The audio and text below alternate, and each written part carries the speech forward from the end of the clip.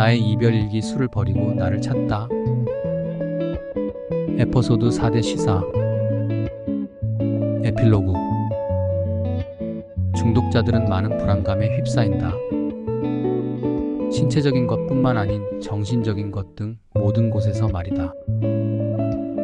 그래서 중독자들에게는 그 불안감을 벗어나기 위하여 정신과 몸을 치유할 뿐만 아니라 회복해서 사회로 복귀해야 한다.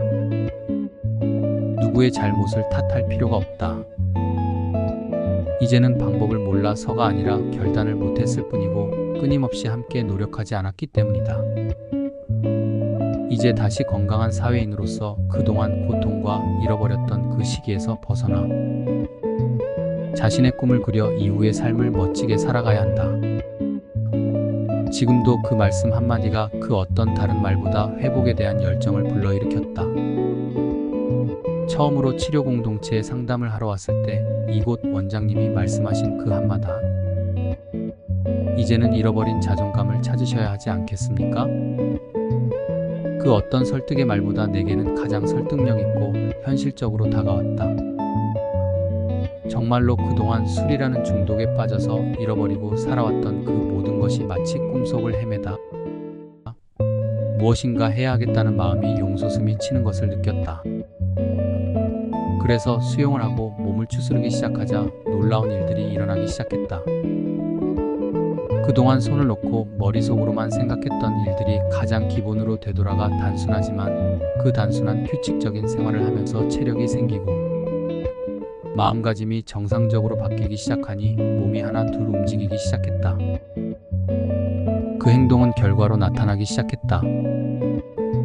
손 놓고 있던 학업도 어느덧 졸업 조건을 완료했고 책을 쓰고 싶었던 간절한 꿈이 현실화되었다. 잃어버렸던 3, 4년간에 못했던 일들이 물밀듯이 다가왔다. 이 영상을 시청하는 독자들에게도 권해드리고 싶다. 반드시 얻는 것이 있으면 잃는 것이 있고 쥐고 있으면 다른 것을 잡을 수가 없다. 술을 얻고 그것을 쥐고 있다면 술 이외의 모든 것을 잃고 술 대신 다른 것을 잡을 기회를 갖지 못할 것이다. 시간이 갈수록 두렵다. 회복까지는 하겠다. 하지만 재발에 대하여 걱정스럽고 공동체 회원들과 이야기를 나누어 보면 비슷한 느낌과 생각을 가지고 있다.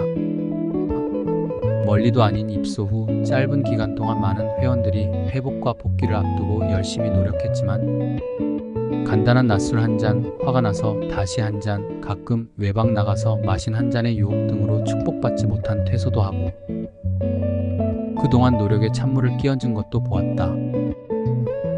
안타깝지만 현실이다. 그저 바람은 내가 그 순간의 그 주인공이 되고 싶지 않을 뿐이다. 그래서 점점 더욱 느껴진다. 함께해도 유혹의 손길이 오는데 홀로 재발을 이겨낼 수 있다는 것은 너무 과신하는 것 같다. 이곳 치료 공동체 생활에서 때로는 다소 귀찮기도 하고 왜 아침 저녁으로 왜 명상 프로그램을 운영하는지 그리고 꼭 필요한 프로그램인지 하는 생각이 들었다. 지금은 필요한 프로그램이라고 생각한다. 매일 아침마다 짧은 주제를 공동체 회원들이 본인의 느낀 부분을 이야기한다. 그래서 이 명상의 효과는 분명히 있다. 향후 재활 후 사회로 나가도 끊임없이 자신의 마음을 다스리는데 활용할 것이다. 아침 모임에서 이런 말을 들었다. 내 회복이 옳다고 가정하지 마라. 재발도 회복의 과정이다. 재발할 수 있다는 것이다. 그럼 그간의 노력은 허사일까? 아니다. 이 말의 뜻은 난 안 돼. 라 하면서 포기하지 말라는 의미이다. 이곳 생활에서 많은 생각 중 하나는 회복 후 복귀할 경우 어떻게 할 것인가가 항상 머릿속에 있었다. 우선 경제적 활동을 해야 하기 때문이다. 30년가량 해오던 길로 다시 돌아가는 것은 내가 선택하기 가장 쉬운 길일 수 있다. 내 나이 벌써 50대인데 무엇을 하는 것이 좋을까? 벌써 인생의 변곡점이 되었다. 다시 한번 뛰어볼 수 있는 후반전을 그려보아야 되지 않겠는가? 하는 생각은 의외로 생각이 잘 정리되었고 마음을 결정하고 물에 흐르는 것처럼 실제로 그 중에 상담 중 한마디는 더욱 그런 생각에 불을 지폈다. 만약 지금까지 해왔던 길로 다시 돌아가면 쉬운 길이겠지만 변화가 있을 수 있겠냐는 질문이었다. 그 순간 깨달음이 생겼다. 다시 변화 없는 과거의 생활로 돌아가면 재발이라는 불 속으로 스스로 걸어 들어가는 불나방 같다는 것을 말이다. 동일한 곳으로 가면 동일한 습관대로 동일한 행동을 할 것인데 그렇지 않을 수 있으리라는 것은 현실적이지 못하다. 나의 생각을 바꾸어 행동을 해서 습관을 새로이 만들어야 한다. 또한 50이라는 나이는 전반부의 많은 경험을 나름 충분히 한 나이다. 이제 그 경험을 토대로 더 올바른 길을 선택할 수 있어야 한다. 치유와 회복을 하면서 가족들과 조금은 소통이 이루어지고 있는 것 같다.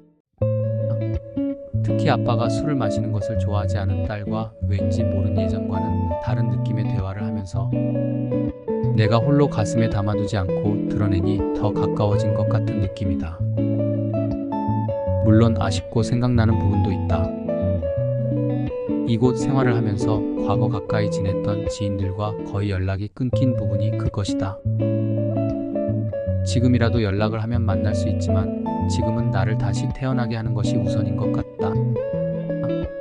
얼마 전 종합검진을 받았는데 간경화 진행이 멈추고 수치가 약간 떨어졌다는 검사 결과가 나왔다. 간경화 원인이 알코올에 의한 것이었고 현재는 술을 마시지 않고 있으니 다행이라고 이야기를 들었다. 다른 때 같으면 간경화가 진행 중이란 그 말을 들으면 마음이 울적해서 또 술을 마셨을 것이다. 그런데 이번에는 감사함이 먼저 들었다. 내가 자발적으로 치료 공동체에 들어와 생활을 하다 보니 술을 마시지 않게 되었고 더 이상 악화가 되지 않는 것에 말이다. 참으로 이곳 생활을 하면서 감사라는 말을 많이 하고 떠올리는 것 같다. 끝으로 알코올 중독에서 벗어나기 위해서는 기존의 생활 방식에서 벗어나야 한다. 그리고 변화를 두려워할 필요도 없다. 재발도 회복의 과정이고 재발되면 포기하지 말고 단지 다시 돌아올 용기를 갖는 것이 중요하다. 두렵다고 한 것은 공동체 안에서는 치유와 회복을 함께 했지만 지금은 공동체를 벗어나 홀로 정상적인 생활을 하면서 재발되지 않도록 현재의 마음을 유지할 수 있을지 하는 것이다. 그러기 위해서 항상 자만심을 경계하고 겸손한 삶을 살아가도록 노력할 것이다. 오늘도 이어지는 정상적인 삶은 새롭게 태어나는 느낌이다. 이렇게 책 한 권을 토대로 한 긴 여정을 마무리하고 현재는 2권을 집필 중에 있다. 한 권이 전반적인 개요라면 2권은 생각의 갈등과 변화 속에서 변화하는 모습을 담을 예정이다. 한 권은 인터넷 교보문고에서 나의 이별일기 수를 버리고 나를 찾다를 검색하면 전자책 또는 인쇄본으로 구매하여 좀 더 자세하게 살펴볼 수 있을 것이다.